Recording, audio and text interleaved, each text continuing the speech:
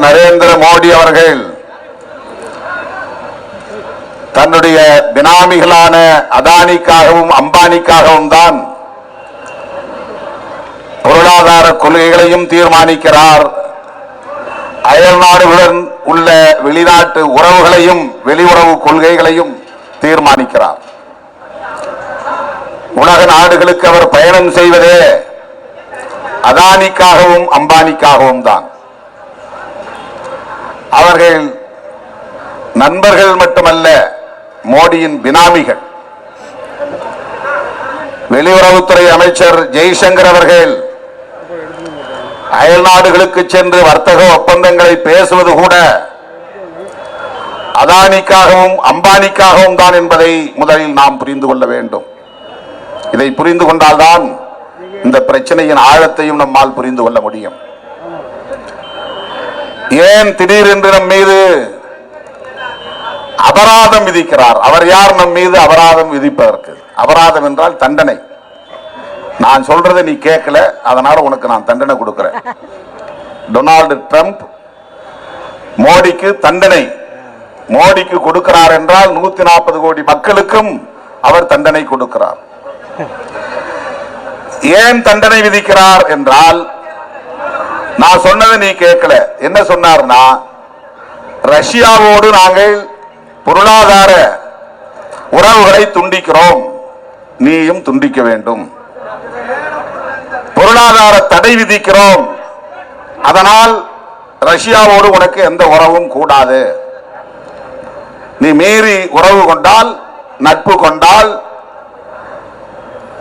இப்படித்தான் தண்டனை விதிப்போம். இதுதான் மிக முக்கியமாக நாம் புரிந்து கொள்ள வேண்டிய ஒன்று. ரஷ்யாவுக்கும் உக்ரைனுக்கும் இடையிலே போர் நடக்கிறது.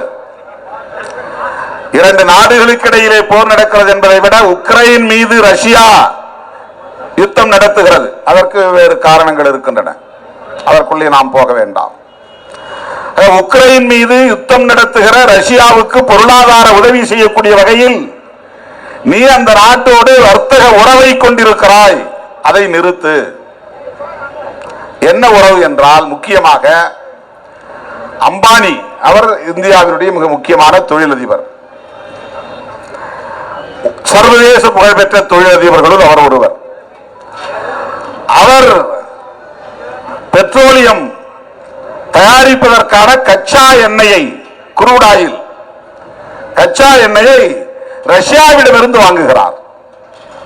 அரபு நாடுகளில் இருந்தும் வாங்க முடியும், இன்னும் பல நாடுகளில் இருந்து வாங்க முடியும். ஆனால் ரஷ்யாவிடம் இருந்து வாங்குகிறார். யார் வாங்குவது? அம்பானி வாங்குகிறார். அந்த ஒப்பந்தத்தை யார் பேசி முடித்தது என்றால் ஜெய்சங்கர் பேசுகிறார். ஜெய்சங்கர் யார்? இந்தியாவின் வெளியுறவுத்துறை அமைச்சர், நரேந்திர மோடியின் நண்பர், தமிழும் தெரிந்தவர். அவர்தான் பேசி முடிக்கிறார். ஒரு அரசு இன்னொரு நாட்டோடு வர்த்தக ஒப்பந்தம் பேசுகிறது என்றால் அந்த அரசு செய்யக்கூடிய வணிகத்திற்கு பேசலாம். இந்தியன் ஆயில் கம்பெனி இருக்கிறது, அதற்கு பேசலாம். அரசாங்கமே பெட்ரோல் பங்க் நடத்துகிறது, அரசாங்கமே கச்சா எண்ணெய் வாங்கி அதை தூய்மை செய்து பெட்ரோலை உற்பத்தி செய்கிறது, அதற்கான எல்லா கட்டமைப்பு வசதிகளும் உள்ளன.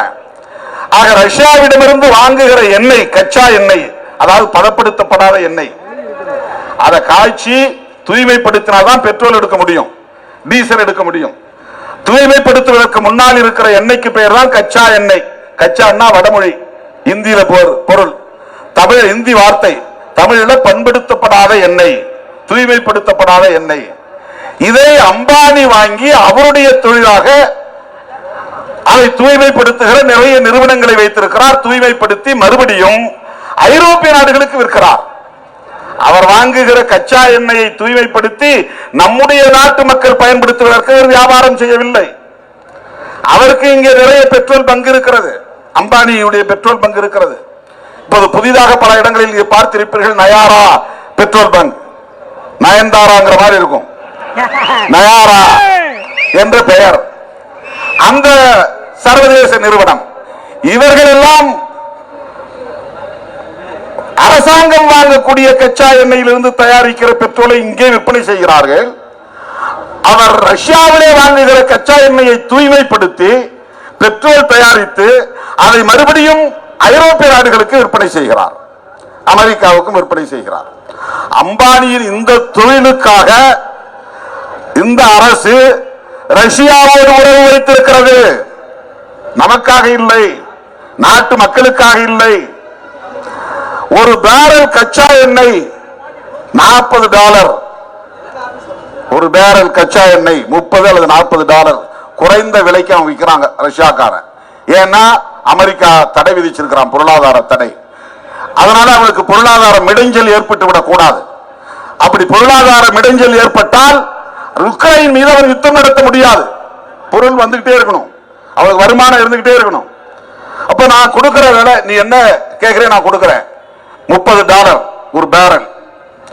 மன்மோகன் சிங் அவர்கள் பிரதமராக இருந்த போது பேரல் $100 வாங்கி நமக்கு $52 ஒரு லிட்டர் பெட்ரோல் விற்பனை செய்தார். இது மன்மோகன் சிங் காலத்தில் நடந்தது. இன்றைக்கு பேரல் ரஷ்யாவில் இருந்தும் பிற நாடுகளில் இருந்தும் $30-40 வாங்க முடியும் என்கிற நிலையில் கச்சா எண்ணெய் விலை குறைவாக இருக்கிறது. ஆனால் பெட்ரோல் நமக்கு ஒரு லிட்டர் இன்றைக்கு $100 குறைத்து விற்க முடியவில்லை அவர்களால். இந்த லாபம் யாருக்கு போய் சேர்கிறது? இவர்கள் இருக்கிற இந்த வணிகத்தில் இந்த பெட்ரோலின் மூலமாக கிடைக்கிற லாபம் அம்பானிக்கு போய் சேருகிறது என்றால் அந்த ஒரு நபர் சம்பாதிப்பதற்கு மோடியும் அமித்ஷாவும் ஜெய்சங்கரும் எப்படி ஒத்துழைக்கிறார்கள்? வேறொன்றும் இல்லை, அம்பானியும் அதானியும் மோடியின் பினாமிகள். பினாமினா தெரியும் இல்லையா? மோடி சாம் பேர்ல சொத்து வச்சுக்க முடியாது, அதனால இன்னொருத்தர் பேர்ல சொத்து வச்சுக்கிறார். அமித்ஷா தன்னுடைய பெயர்ல சொத்து வச்சிருக்க முடியாது, அவருடைய மகன் தனியா நடத்துறாரு பெட்ரோல் பங்க். ஆனால் அந்த சொத்தை பெரிய தொழிலதிபர்கள் கணக்கில் காட்டுறது, பினாமியாக வைத்திருப்பது.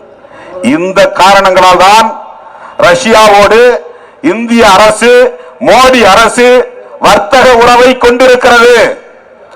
அதனால் பல காரணங்கள், பல கோபங்கள் டொனால்டு டிரம்புக்கு இந்தியா மீது இருக்கிறது என்றாலும் கூட இதைத்தான் அவன் சொல்லுகிறான். உனக்கு நான் 25% வரி போட்டேன், நீ அந்த உறவை துண்டிக்கவில்லை, 25% எக்ஸ்ட்ரா உனக்கு நான் அபராதம் போடுறேன், 50%. உங்களுக்கு பர்சன்ட்னா தெரியும், 100க்கு இவ்வளவு ரூபான்னு அர்த்தம்.